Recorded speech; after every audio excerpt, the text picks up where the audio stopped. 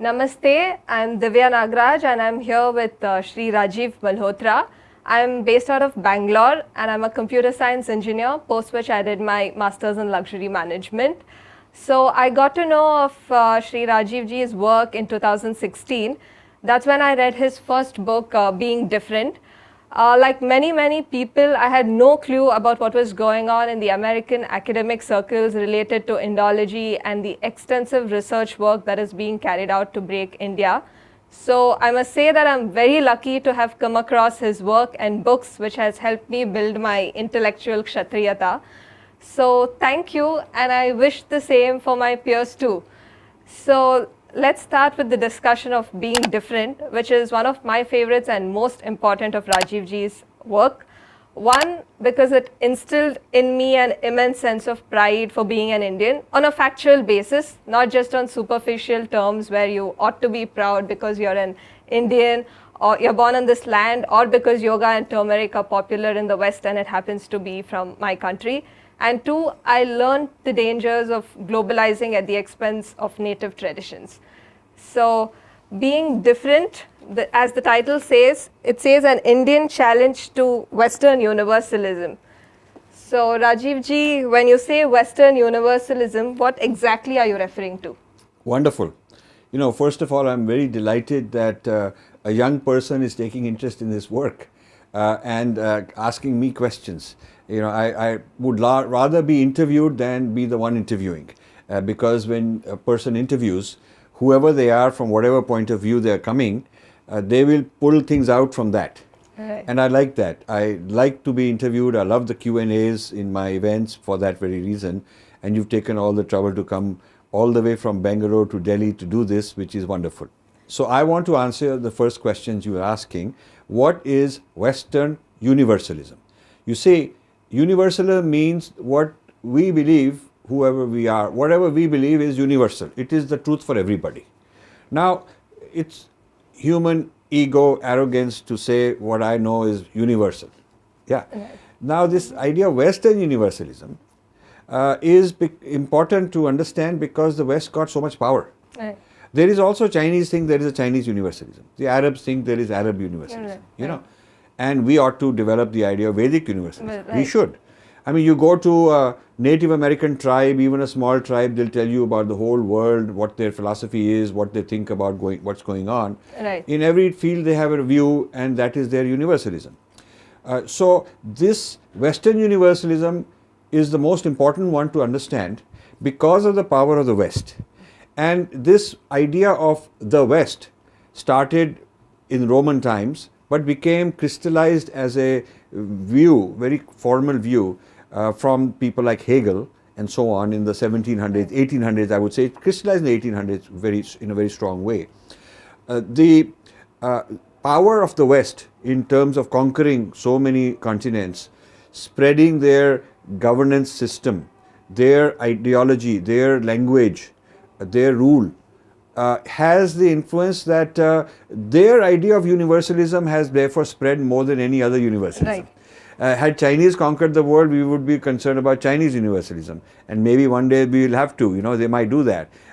In places where Arabs conquered, they've spread Arab universalism. Not just Islam, but Arabism, you know. Yeah.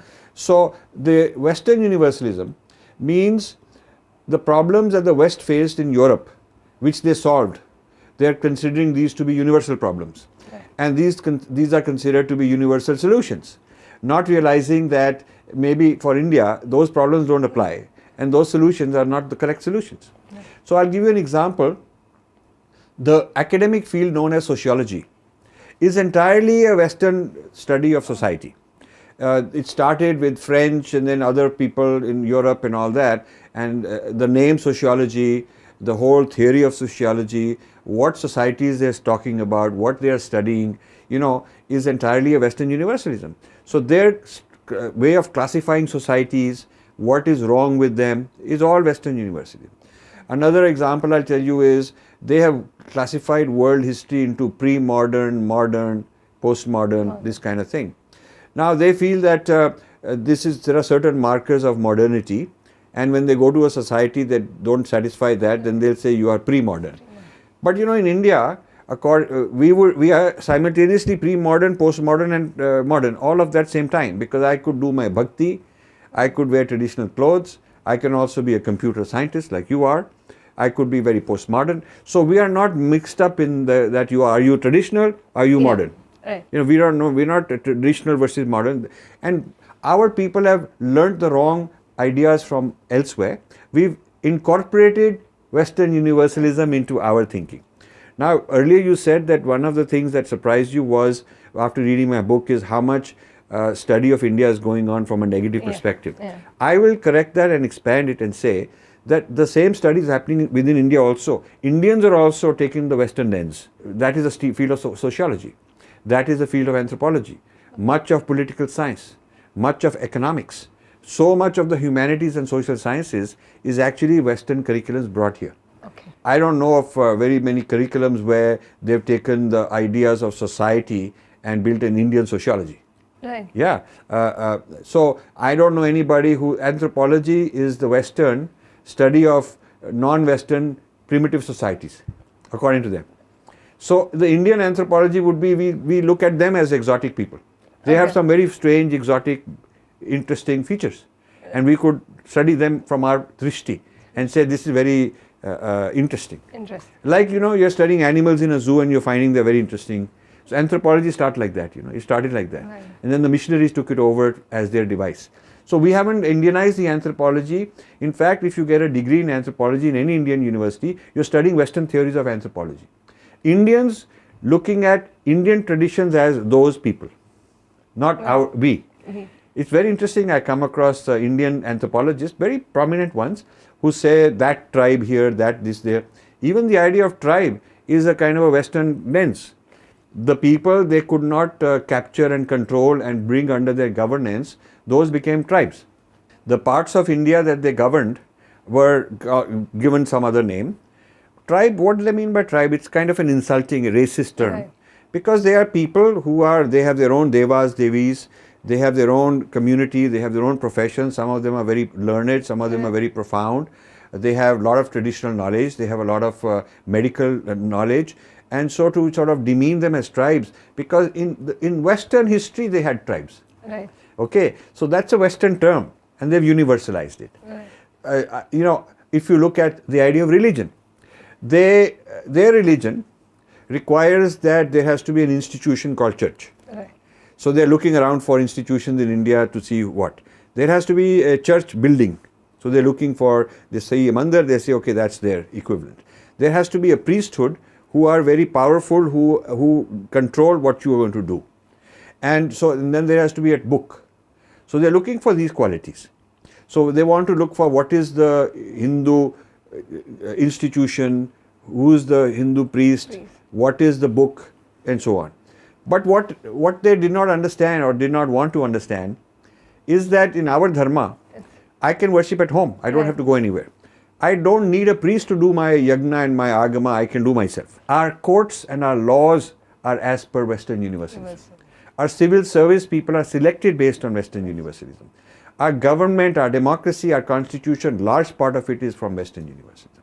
So we are prisoners of Western universalism. So basically they have this framework and all the cultures and traditions should fit into that. Otherwise you're classified as tribes or not civilized or whatever fits their universalism theory. Right. And Hegel, one of the founding fathers of Western thought, came up with this very important theory that all history of every nation and every people goes through the same chronology.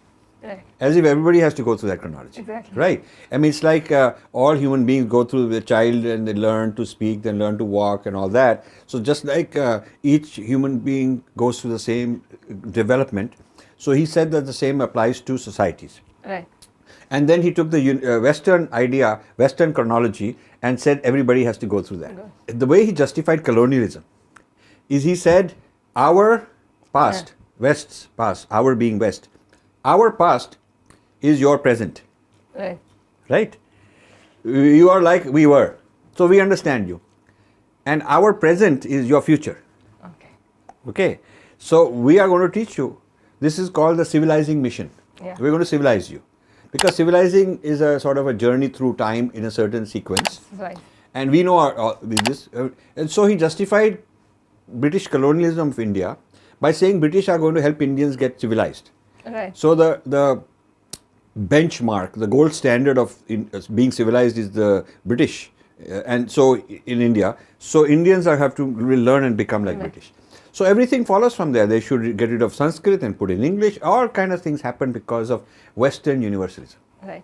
We'll have more discussion on that colonial invasion and racism. Thank you for watching. You can subscribe here and also hit the bell icon to make sure you get notified. To donate, please click this button.